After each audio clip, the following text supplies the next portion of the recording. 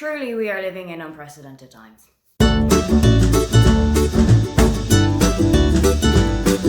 Hi, welcome, come on in. My name is Aoife and today I am wrapping up my summer 2022 TBR.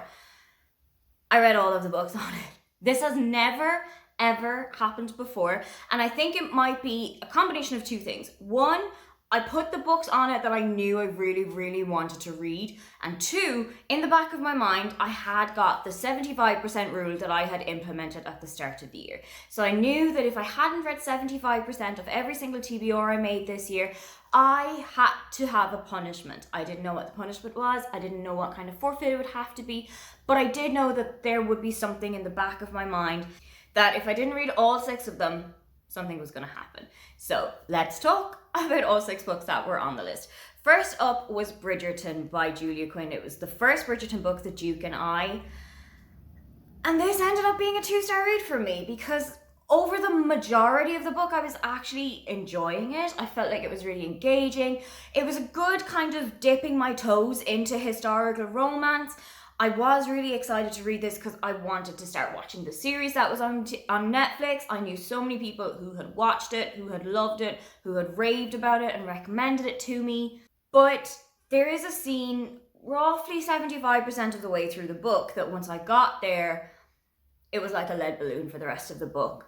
It's a sexual assault scene, and in this instance, it is actually a woman who is assaulting a man. That doesn't make it in any way okay. It doesn't make it any way more lenient or less lenient than if it were a man that had attacked a woman. And it was a real kind of stomach turner for me because throughout the rest of the book, things had actually been going okay for me. I was getting really on board with it. I think it was looking like it would have been a 4-star read. But as soon as that scene came on, it was an instant no from me, Chief. The book follows Daphne, who is the 4th eldest of the Bridgerton siblings and has been through 3 coming out seasons, but is now starting to actually look for a husband, and her mother is really pushing her to find a suitable husband. She meets with Simon, who is the Duke and is a friend of her older brother, Anthony. But Simon isn't looking for marriage, he doesn't want to have children, he doesn't want any of the kind of normal things that people in that regency would be looking for. This kind of stems from his tumultuous relationship with his father, the abuse that he would have gotten from his father, and how his father had kind of coloured his mind to say that you won't be a proper father, you would be a terrible husband. And a lot of that kind of colours Simon's impression of himself and how he would be in a relationship. Simon and Daphne start to fake date because Daphne needs to look like she is looking for a proper suitor, and Simon also needs to start looking like he's looking for a suitor because if he doesn't, his dukedom is in a little bit of trouble. As I said, overall, it was a good book, but it was the sexual assault scene that really dragged it down for me. But also I felt like Daphne was very green for her age. Her mother's kind of talk with her on the night before the wedding didn't really do anything for me. I felt like actually Daphne should have had a little bit more knowledge about relationships and about sex than she should have already had by that stage. I don't think I'm going to continue on with the series. I've actually unhauled both the first 2 books of the series that I already had, and I don't know if I'm going to go into the Netflix adaptation or not. Next on the list was Love and Other Disasters by Anita Kelly, and on the flip side, I really enjoyed this one. This is about Dahlia and London, who meet together as they are both contestants on a cooking show based in Los Angeles, and they have got a really great relationship on camera, and that starts to spill over into their lives off camera. Now, both London and Dahlia are going through their own personal things. London is the first ever non-binary contestant that the show has had, and of course that is bringing up quite a lot of discussions, quite a lot of reactions, both positive and negative, directed both to the show and to London themselves. And you can really see that this is making an impact on London's life, on their mood, on their relationship with the show, on their relationship with themselves, with their family. I really loved seeing that side of it as well. I haven't read a whole lot of books with non-binary characters, and that's very much on me, but it's definitely something that now I'm going to make more of a conscious effort to look out for, and definitely something that I'm going to introduce into my future reading. As for Dahlia, she is going through a quite tumultuous divorce. She's not really in touch with her ex-husband anymore. He has moved on quite a lot further than she already has, and she feels like this show is a great way for her to reestablish herself as her own person without the kind of a connotation of a relationship, to do something for herself for the first time in a really long time that she's never really had the opportunity to do before. And I absolutely loved seeing that as well, watching Dahlia come out of her shell, watching her realize more about herself, about her strengths, about her weaknesses, about her personality, and just falling in love with food all over again. Of course, as this is set on a cooking show, there are a lot of descriptions of food, there are a lot of kind of challenges that the contestants are going through. And I will say that while I love a cooking show, I am obsessed with MasterChef Australia. I watch it every single year, cover to cover. I watch kind of things like Netflix cooking shows. The Big Family Cooking Showdown, for example, was one that I really loved. So I'm really familiar with the concept of cooking shows, with the kind of contestants that they have, with the challenges that they might put people through. And I will say that for me, I felt like the cooking show here was a little bit of a letdown because I didn't always know what was happening. I didn't always know who is cooking against who, what is the challenge that they're cooking for, what ingredients should they be using, what kinds of things are they up against. There were a couple of instances where there were people being eliminated that I didn't know who was being eliminated, why, what other people were up for an elimination. So I felt like that should have just been a little bit more fleshed out for me. But overall, I really, really loved this book, and I am absolutely going to check out whatever Anita Kelly has coming up next. Next is Reputation by Lex Karcher, and I think I let myself down here. This is the first ever historical romance fiction that I was ever going to read, and I read it as an audiobook while I was at my desk, while I was working, and I think that did me a disservice. I probably should have read either a physical copy or a copy that I have on my Kindle, because I felt like I got lost in the story. I never really knew what was happening. There were parts that I kind of connected with. There were parts that still stand out to me. There were parts that I knew was happening. But overall, I felt like I couldn't figure out what was happening in the storyline, or why these people were doing this, or why this party was happening. I think I just got a little bit too jumbled up. I'm probably going to go back to it as an e-copy or as a physical copy and see what it is that I missed out on, because it's a book that I probably would have enjoyed had I read it in another format. This is about Georgiana, who has been kicked out of her parents' house and has been sent away to live with her aunt and uncle in the countryside. And while she's here, she meets with Francesca and all of Francesca's friends, who are a little bit bad news for Georgiana. They live a very high debauchery life. They live a very high octane life, fueled by drugs, by alcohol, by sex, by relationships, by love. And it's a very different world to the one that Georgiana had grew up in. She grew up in a world of books and of order and of control. So this whole kind of new lifestyle for Georgiana is something that she's not super familiar with, and it is kind of taking her a while to get to terms with it. There are a couple of scenes that I wish had been developed on a little bit more. I will also say that none of the characters, apart from Georgiana herself, really endeared themselves to me. I felt like quite a lot of these characters are unlikable. You're not technically supposed to like them, I don't think, but there were a couple too many that I was like, I don't enjoy reading about you. I don't enjoy hearing about your life and about what you are doing. And I really wish that that wasn't a thing. But again, maybe if I'm reading it as a written book, I might feel totally different about these people. I'm not entirely sure that that is the introduction to historical romance that I was hoping to have, but again, I'm going to try it in a different format. Maybe I will get a little bit more endeared to this book, and it might send me off on a completely different road than I'm already on.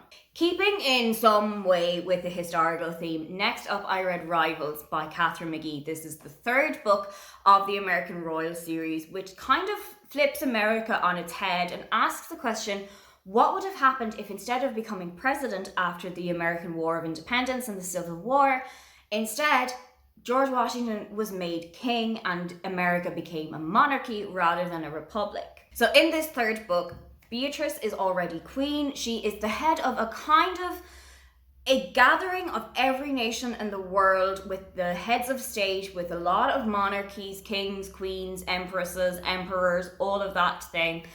And it's like they're discussing the Paris Agreement that we would have in our world. They're discussing kind of climate control, climate change, and the world that they're living in at the moment, and how they can lessen the impact of this in the future for future generations that are to come. Something that I picked up on quite weirdly in this book is that every single country was a monarchy. Every one of them. It didn't matter where they were in the world. There was mentions of Ghana, there was mentions of Germany, there was mentions of Norway and Spain, and two of those are monarchies in the real world that we live in, and two of those, as far as I'm aware, are republics. So it was really weird to think that there was no such thing as a republic in this world anymore, that there was no such thing as a president or any other form of head of state. It was just king, queen, emperor, empress, whatever the flavor is of the monarchy that they were in. And I felt like that was a little bit too much taking away from reality. I still think there would be some form of republicanism in the world of that, in that world, but not the like Republican Party republicanism. I'm talking more about like having a president and an elected head of state rather than a monarchy where it is inherited. There were a couple of parts of this book that I thought, oh, this kind of does in some way mirror things that have happened in the real world. I don't know if you're familiar with the Colleen Rooney and Rebecca Vardy trial that was happening in the UK from probably April to the end of July of this year. There was a kind of a thing that happened in this book that made me think, oh, very big. It was Rebecca Vardy's account vibes in this storyline. And that was really interesting to watch develop. It was really interesting to watch it kind of play out in front of my eyes when I had that kind of real world example playing in my head the whole time. There's also a kind of a Harry and Meghan light version in this book where one of the royal families, a member of them, has completely absconded from the throne, has denied their inheritance, has denied their place in the lineage, and goes out to make their own world. And I really loved watching that as well. So if there is a fourth book, I'm kind of interested to see if they feature at all or if there's going to be any mention of them. There were also some mentions of characters from previous books that I had really enjoyed. And unfortunately, that didn't come to any fruition. There was no mentions of bringing that character back, of developing the storyline that they would have had in the first book and in the second book. And I really wish that we had seen that, because it was a character and it was a coupling that I really loved in the first book. And I really wish that they had brought that back and made more of a big deal about it. Like Bridgerton, I was enjoying this book up until a specific part that happened at the end. And once that part happened, I texted my friend Michelle from Michelle's Libraries and told her that I wanted to throw the book across the room. She loved that part of it. I was not quite as on board as she was. And I think that that is a true testament to everybody reads the same book differently. What really worked for me might not really work for somebody else, or what really didn't work for you might really, really float my boat. I didn't love that part of the book, but I would still say that in the trilogy, this is my second favorite of the trilogy. I still hold the first American Royals book as the standard. This is probably second to that, and then Majesty will probably come down at the end of the pile. If there's a fourth book in the series, which I haven't heard anything about, but it might possibly happen, I'm really interested to see where the characters are going to go from where we've ended off with them, and I'm really excited to see it. Next up, I read Well Met by Jen DeLuca. This was the first in the kind of Renaissance romance fair series that she has going on. There's 2 books more out at the moment, and I think that the fourth book in it is going to come out later this year sometime, but I don't think I'm gonna continue reading them. I just was not enamored by this book at all. I didn't really feel any chemistry between Emily and Simon. I didn't feel anything happening between the two of them. This book is kind of set in a small town in Maryland where Emily comes to help her sister and her niece after her sister has a car accident and is recuperating and is in crutches and a leg cast, so can't really move around anymore. So Emily helps out with her niece, April, I think she's called, and instead of her sister, Emily is drafted in to be part of the local Renaissance fair. As part of this Renaissance fair, they all have to pick a name from the Middle Ages, and that's what they're going to be known as for the duration of the fair. And I thought that that would mean just while they're in character, just while they're wearing the costumes, just while they're on the grounds. But no, it actually means that the townspeople are going to call you this name if they see you in Tesco. And that was a very strange concept to me. I felt like that is kind of stretching the boundaries of role playing, stretching the boundaries of that kind of world, bringing it, kind of muddling the boundary between your real life and the costume playing life. And I don't think I would have been as on board with that as everyone else in the town, and definitely Emily was not on board with it, and she chose the middle-aged name Emma, which is close enough to her own name that it's not indeterminable, but did also raise a couple of eyebrows with some of the people on the committee. Something that I did love about this book though is the idea of the renovation of a cafe into a bookshop come cafe, and I really wish that I had seen a little bit more of that. I probably would read an entire book based just on that alone, so I really would love to see that have been fleshed out a little bit more, but overall this book just didn't do anything for me. And if that's kind of a precursor for how the rest of the series is going to go on, unfortunately they don't have a fan in me here. Then we go on to what is probably the jewel in this TBR's crown, Malibu Rising by Taylor Jenkins Reid. This book ruined my life. Here is all of the reasons why you should read it. I did get this as a gift from Aoife from Words of Clover, and I utterly ate this up. Taylor Jenkins Reid ruins my life, but I let her and I'm okay with it. This follows the Riva children. There's Nina, Jay, Hudson, and Kit. And you are finding out their birth stories, their life stories, their childhood. Their mother and father are no longer in the picture, and they're kind of making a life for themselves. Nina has been working as a model since she was about 17, 18. Jay and Hudson are in a really tumultuous argument with each other, and Kit is quite young. I think she's maybe 17 at the start of the book, and she is just kind of figuring out who she is as an adult and coming to terms with who she really is as a person. Every year, Nina Riva hosts a massive party at her mansion in Malibu, but this year is a little bit different because by the end of the evening, Nina's house is going to be completely ablaze. It's also going to be life-changing for Nina because her husband, Brandon, has just told her that he is leaving her for a much younger and much more successful woman. Most of the book takes place over the entire day in August where the Riva children are having this annual party, and you find out who it is that sets the house on fire, why they set the house on fire, and some of the consequences that have led to this happening. But you also go back in time to when their father Mick met their mother June, their courtship, their marriage, their tumultuous relationship, and how they have managed to drift apart and where they are now in life. You also get kind of snapshots of little chapters of other people who are at the party, such as Wendy, who is a waitress that works with Nina. You get a girlfriend of Jay's, you get a partner of Hudson's, you get friends of Kit's. You get little mini insights into their lives, why they're at the party this time, how they got to know the Riva siblings. Taylor Jenkins Reid weaves such phenomenal stories, and she has such an engaging and gripping storytelling technique that when you pick this book up, it's really hard to put it back down again until you have gotten to the end of the story. I love a book like that, one that is immersive, one that is engaging, one that is just going to grab you from the first page, and that is absolutely what this does. This is perfect summer reading. It is set in August, and I know that in quite a lot of the world that is still the peak of summer. This is perfect reading for if you're going to be sitting by the beach or by the pool. If you got a cocktail in your hand, I would definitely recommend picking this up and bringing it with you.